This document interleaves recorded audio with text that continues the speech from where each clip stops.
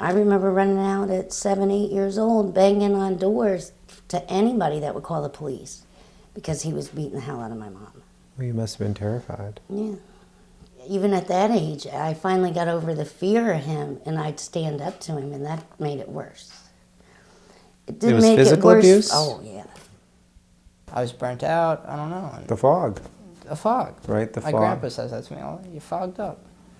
And that's, I'm looking for that clarity that I get at school, at home. But what is it that makes being clear at home difficult? I don't know. We live in an ever-increasing complex and stressful world.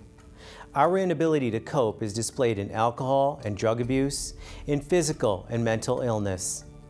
These behaviors are often passed on from parent to child, creating cycles that are very difficult to break. This results in confusion, dysfunction, sickness, and pain. The only way to correct the damage done is to seek help from someone who has the tools, the training, and the experience to get someone back on track. As this help is not always available, I'm proposing the following. A radio talk show to be hosted by myself, Dr. Raj, that will offer insight into why we do the problematic things we do and offer direction towards what we can do to change. In order to change our behavior, we must alter our thoughts. In order to alter our thoughts, we have to become aware of our innermost conflicts and address them.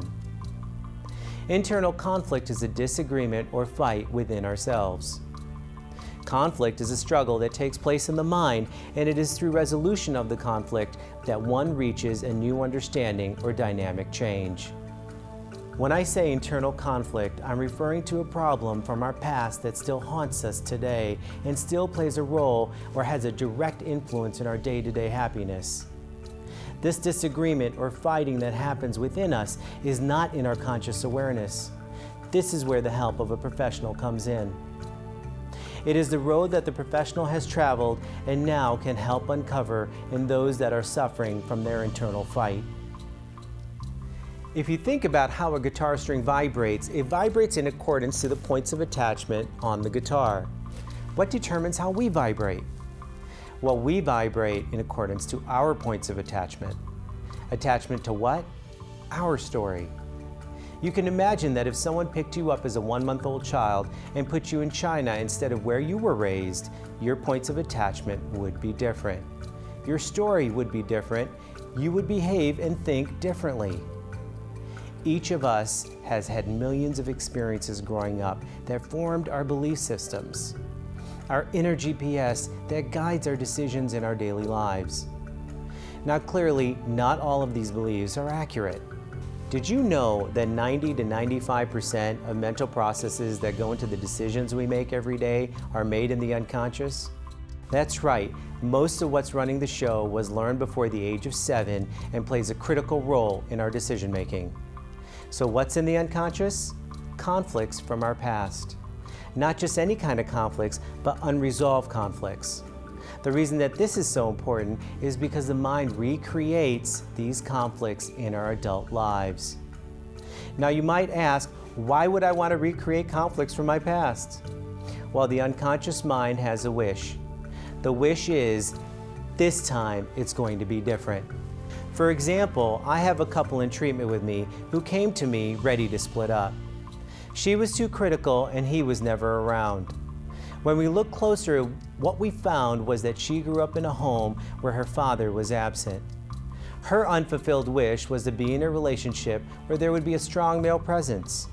When we look closer at his dynamics, he always wanted to be with someone who would be more accepting and not as critical, as he grew up in a very critical and competitive environment, which formed the basis of his core conflict. The problem was that neither one of them had this insight. He would work 80 to 100 hours a week, and she would in return criticize him. Unknowingly, they had both recreated parts of their past, exactly what they had each vowed not to do. They came in at the last moment, and fortunately, they were able to save their relationship once they saw what was going on. Many believe that one should only go to therapy when and if there's a crisis. Actually, that is the worst time to go. The best time to go is when things are calm and quiet. In this country, we're into disease management and not so much into disease prevention.